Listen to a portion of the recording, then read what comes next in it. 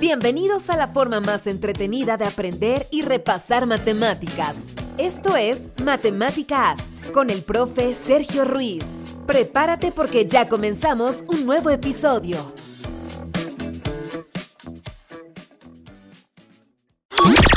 Visita www.sergioruiz.com.mx y sigue al profe.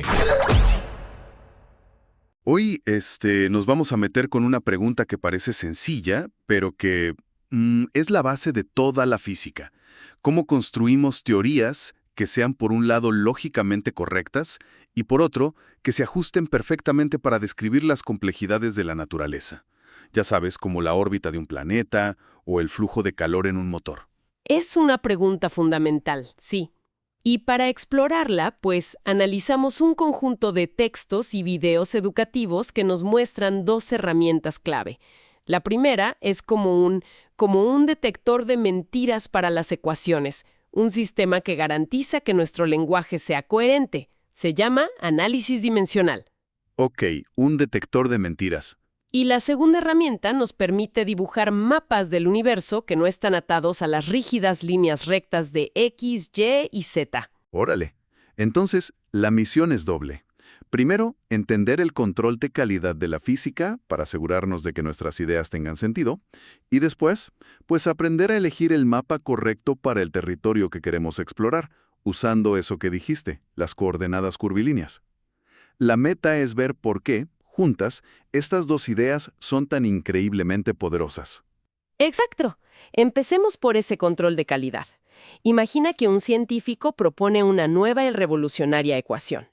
¿Cómo sabemos, antes de gastar millones en un experimento, si esa fórmula tiene siquiera la posibilidad de ser correcta? Ajá, supongo que esa es la pregunta del millón, ¿no? ¿Hay alguna pista en la propia ecuación? Totalmente. Y la pista está en su estructura más básica. Uno de los materiales que revisamos, de Matemóvil, nos recuerda dos conceptos clave para empezar. Primero, magnitud, que es sencillamente todo aquello que se puede medir: la longitud, la temperatura, el tiempo, la velocidad. Va. Y lo segundo, medir, que es simplemente comparar esa magnitud con un patrón. Si digo que una mesa mide 2 metros, estoy comparando su longitud con ese metro patrón que está guardado bajo llave en alguna parte de Francia, ¿no? Precisamente. Ahora, una de las ideas centrales que encontré en el material es que no todas las magnitudes son iguales. Se pueden clasificar por su origen. Por un lado, tenemos las magnitudes fundamentales. Ok. Son solo 7 elegidas por convención en el sistema internacional. Piensa en ellas como el alfabeto de la realidad física. El alfabeto. Me gusta esa analogía. Sí, porque con ella se construye todo lo demás. Para la mecánica, que es donde casi todo empieza, las 3 letras más importantes de ese alfabeto son la longitud, que representamos con una L mayúscula, la masa, con una M, y el tiempo con una T. Exacto. A ver si te sigo. Si esas son las letras, entonces podemos formar palabras. Esas serían las magnitudes derivadas. Exacto. Te cayó el 20 rapidísimo. Las derivadas se expresan como una combinación de las fundamentales. Por ejemplo, la velocidad, que es la distancia que recorres en un cierto tiempo. O sea, longitud sobre tiempo. Dimensionalmente, es longitud dividida entre tiempo. En nuestra notación, L sobre T, o LT a la menos 1. El área de un cuarto es lado por lado, o sea, longitud por longitud, L al cuadrado. Son las palabras que armamos con nuestro alfabeto L, M, T. Ok, esto empieza a tomar forma. Pero hay otra clasificación en los apuntes, ¿no? Por su naturaleza. Sí, y es igual de importante. Primero están las magnitudes escalares, que son las sencillas. Quedan perfectamente definidas con un número y una unidad. Hacen 5 grados Celsius, la película dura 90 minutos. No necesitas más información. Claro. Pero luego están las magnitudes vectoriales. Estas son las que nos daban lata en la prepa. Necesitan un número, una unidad, pero también una dirección y un sentido. Como la fuerza. No es lo mismo empujar un coche hacia adelante que hacia un lado. Totalmente. Y esta distinción entre escalares, vectores, fundamentales y derivadas no es solo para clasificar por gusto. Es la base de esa herramienta de validación de la que hablábamos. Claro, ¿Te refieres a que podemos usar todo esto para saber si una ecuación está mal antes de siquiera tocar un instrumento de laboratorio? ¿Cómo funciona eso? Aquí es donde entra el concepto clave, el que uno de los videos llama el principio de homogeneidad dimensional. El nombre suena muy rimbombante, pero la idea es de un sentido común aplastante. No puedes sumar peras con manzanas. Ah, Si una fórmula física es correcta, todos los términos que se suman o se restan deben tener exactamente las mismas dimensiones. O sea que si tengo una ecuación que dice A igual a B más C, la naturaleza de A, B y C tiene que ser la misma. Si A es energía, B y C también tienen que ser energía. No puedo sumar energía más velocidad y esperar que me dé energía. ni más ni menos. Si la ecuación es z igual a x plus y, y sabemos que x es masa, que tiene dimensión m, entonces por este principio, y a fuerza tiene que ser masa, y el resultado z también será masa. Dimensionalmente, la ecuación se ve m igual a m plus m. Es una regla lógica inquebrantable. Espera. En matemáticas, m plus m es 2m. ¿Aquí no? ¡Qué buena pregunta! Aquí es donde las reglas del juego se ponen interesantes y un poco antiintuitivas.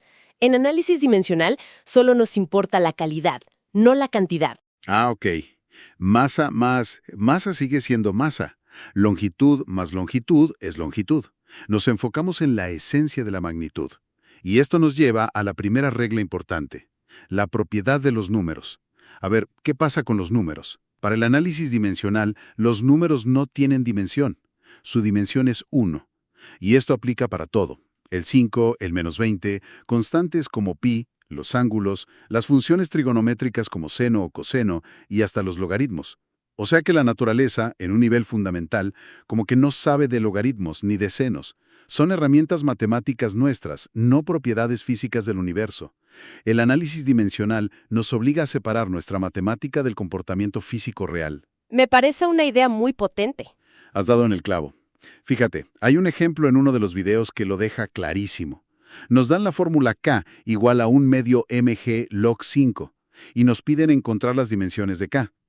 Al aplicar el análisis, la ecuación se ve así. K igual a 1 medio mg log 5. Ok, y según la regla, el 12 se convierte en 1 y el log 5 también se convierte en 1. Se desvanecen. M es nuestra letra M y la aceleración de la gravedad g es una aceleración, o sea, un cambio de velocidad en el tiempo. Sus dimensiones son LT a la menos 2. Por lo tanto, K es m por L por T a la menos 2. Eso es. A ver, déjame procesar eso. Básicamente, desnudamos la ecuación, le quitamos todo el maquillaje matemático, como el 12 y el logaritmo, y nos quedamos con la esencia física, masa por aceleración. Es como una radiografía de la fórmula. Es un filtro. Antes de meterte en cálculos complicados, pasas la ecuación por este detector de peras y manzanas, y si algo no cuadra, sabes que hay un error fundamental en tu razonamiento. Exactamente. Esa es la descripción perfecta. Y hay otra regla igual de poderosa, la propiedad de los exponentes. Espera, eso de que los exponentes tienen que ser adimensionales me vuela un poco la cabeza. Significa que nunca podría tener una fórmula donde algo esté elevado, digamos, a los segundos que han pasado. ¿Por qué la física prohíbe eso? Es una pregunta excelente, porque va al fondo del asunto. Piensa en la función exponencial, e a la x. Matemáticamente, esa función se define como una serie infinita. 1 plus x cuadrado sobre 2, más x cúbica sobre 3, y así sigue. ¿Ok? Ahora, aplica el principio de homogeneidad que acabamos de ver. Si esa suma va a tener sentido físico, todos los términos deben tener las mismas dimensiones. El 1 es adimensional. Claro. Por lo tanto, x debe ser adimensional, x al cuadrado debe ser adimensional, y así sucesivamente. Si x fuera tiempo, estarías intentando sumar 1, que es adimensional, más segundos al cuadrado. Es una sopa dimensionalmente incoherente. Ah, claro. El principio de homogeneidad nos obliga a que los exponentes sean números puros. ¡Qué locura! No lo había pensado así. Por eso funciona. En el material viene el ejemplo y igual a k por e elevado a la kt. La letra e es solo un número. Por la regla que acabamos de deducir, todo el exponente, el producto kt, debe ser adimensional. Su dimensión tiene que ser 1. Entiendo. Si nos dicen que t es tiempo, o sea, dimensión t, entonces k no tiene opción. Su dimensión k tiene que ser t a la menos 1, para que al multiplicarse nos dé t a la menos 1 por t igual a t a la 0, que es 1. Es un rompecabezas que siempre tiene que encajar. Va que va. Entonces, el análisis dimensional nos da las reglas del juego, la sintaxis para asegurarnos de que nuestras ecuaciones tengan sentido. Pero toda ecuación describe algo que sucede en algún lugar. Y resulta que la forma en que describimos ese lugar, el espacio, es igual de fundamental. A veces, el mapa rígido de X, Y y Z que nos enseñaron en la escuela simplemente no se ajusta al terreno que estamos explorando. Exacto, porque la naturaleza rara vez viene en cajas perfectas. Cualquiera que haya intentado resolver un problema de física usando el sistema equivocado sabe el dolor que es. Terminas con páginas de ecuaciones trigonométricas horribles. Imagina describir la órbita de un planeta, que es elíptica, o el campo magnético de la Tierra, que es esférico, usando cubos y líneas rectas. Es posible, pero es una pesadilla. Una pesadilla. Lo que estamos diciendo es que elegir coordenadas es como elegir la llave correcta para una cerradura. Con la incorrecta vas a batallar muchísimo, con la correcta se abre sin esfuerzo. Entonces, ¿cómo creamos estos nuevos mapas? La idea es, liberarnos de X, Y, Z. En lugar de eso, definimos la posición de un punto usando un nuevo juego de variables, digamos VW. Y la forma en que lo hacemos es con el vector de posición, que podemos pensar como una flecha que va desde un punto de origen fijo hasta cualquier otro punto en el espacio. Ok. Normalmente, describimos esa flecha diciendo avanza tanto en X, tanto en Y y tanto en Z. Pero la idea aquí es que podemos describirla diciendo gira este ángulo, aléjate esta distancia, usando nuestras nuevas coordenadas. ¿Y estas nuevas coordenadas crean sus propias líneas de cuadrícula en el espacio? ¿Cierto? Las imágenes en las fuentes eran muy claras. Sí, visualmente es muy intuitivo. Si mantenemos dos de nuestras nuevas variables constantes, por ejemplo, V y W, y solo dejamos que U varíe, la punta de nuestra flecha dibuja una línea en el espacio. Es una curva coordenada. Ok. Si solo mantenemos una constante, digamos V, las otras dos, U y W, dibujan una superficie coordenada. Como en las coordenadas polares, que son en 2D. Las curvas son círculos concéntricos y líneas rectas que salen del centro, como los rayos de una rueda de bicicleta. Un mapa mucho más natural para algo que gira. Exacto. Y si lo llevamos a 3D, tenemos sistemas hermosos como las coordenadas cilíndricas. Las superficies son cilindros, planos verticales y planos horizontales. O mis favoritas, las esféricas. Las superficies son esferas concéntricas, conos que nacen en el origen y semiplanos verticales. Ah, claro. Por eso para describir el campo magnético de la Tierra se usan esféricas. Tiene todo el sentido del mundo. Se adaptan a la simetría del problema. Estás en la Ciudad de México o en la Luna. Son constantes. ¿Qué pasa en estos nuevos sistemas? Aquí está el brinco conceptual. Es la idea más importante de esta segunda parte. En los sistemas de coordenadas curvilíneas, los vectores base cambian de dirección en cada punto del espacio. ¿Qué? No son fijos, son locales. A ver, ¿cómo? ¿Cómo se definen entonces? Si no son fijos, ¿a qué se anclan? Se anclan a la propia geometría de las coordenadas en ese punto. Se definen como los vectores que son tangentes a las curvas coordenadas. Volvamos a las coordenadas esféricas. Imagínate parada en un punto de la superficie terrestre. Ok. El vector base radial, E sub R, siempre apunta directamente hacia arriba, alejándose del centro de la Tierra. El vector base polar, E sub θ, apuntaría en la dirección en que te moverías si caminaras hacia el sur, a lo largo de un meridiano. Va. Y el vector azimutal, E sub phi, apuntaría en la dirección en que te moverías si caminaras hacia el este a lo largo de un paralelo. Si ahora vuelas a Tokio, la dirección de esos tres vectores base habrá cambiado completamente. ¡Qué locura! O sea que el sistema de referencia se mueve contigo y se adapta donde estás. Es un sistema vivo. Y matemáticamente, ¿de dónde sale esta idea de la tangencia? Del cálculo. Los materiales nos explican que si tomas la derivada parcial del vector de posición r con respecto a una de tus nuevas coordenadas, como u, o sea, dr du, Ajá. lo que obtienes es precisamente un vector tangente a esa curva coordenada u. De ahí nacen. Ok, lo entiendo. Pero siento que falta una pieza. Si me muevo, digamos, 1 grado de longitud en el ecuador, recorro una distancia enorme.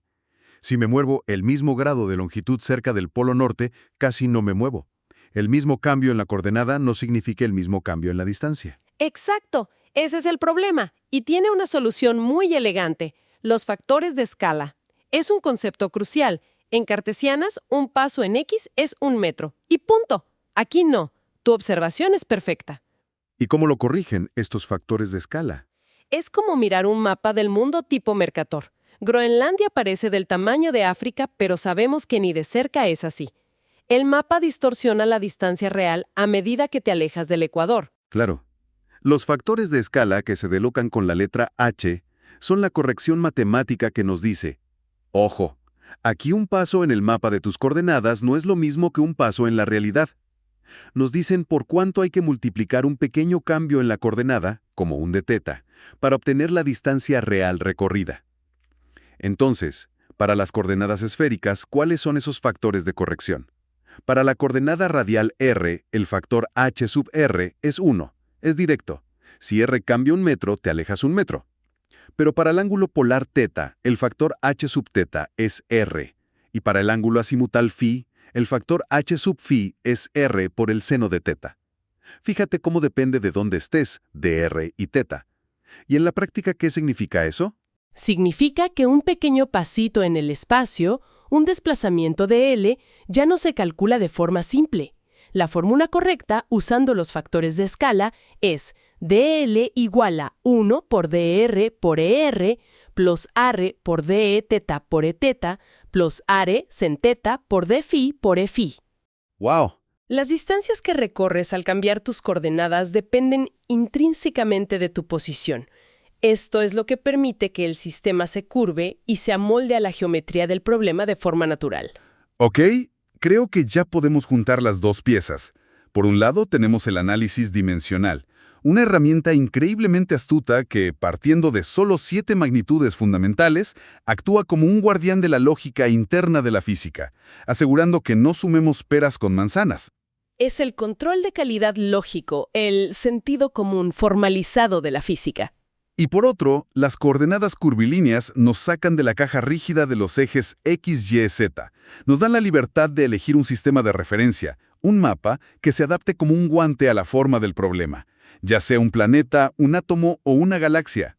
Y esto no es solo por elegancia, sino que simplifica los cálculos de una manera brutal. Es elegir la herramienta adecuada para el trabajo. Y todo esto, esta flexibilidad, nos lleva a una reflexión final. Las fuentes mencionan de pasada que a estos vectores base tangentes se les llama covariantes y que existen otros, perpendiculares a las superficies, llamados contravariantes. Y que todo este lenguaje es la base del cálculo tensorial. Esto no es solo una curiosidad matemática, es literalmente el lenguaje que Einstein tuvo que aprender y desarrollar para formular la relatividad general, una teoría donde la gravedad ya no es una fuerza, sino la manifestación de la curvatura del propio espacio-tiempo. ¡Wow! Y eso plantea una pregunta que nos deja pensando. Si nuestra descripción del espacio puede ser tan flexible, tan maleable, si podemos cambiar de mapa con esta libertad, ¿qué nos dice eso sobre la naturaleza fundamental de la realidad que estamos intentando describir? Encuentra al profe Sergio en todas sus redes sociales como Sergio Ruiz y en www.sergioruiz.com.mx.